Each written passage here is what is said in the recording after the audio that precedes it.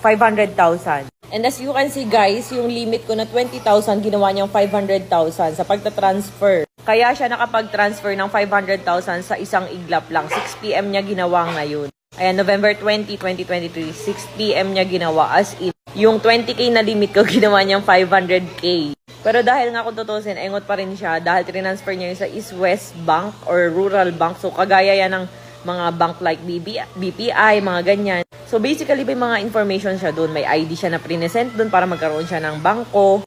May mga picture siya doon and so on. So, ngayon, nakikipag-coordinate ako sa attorney ko, sa BPI San Pablo, sa aking branch of account. Ayan.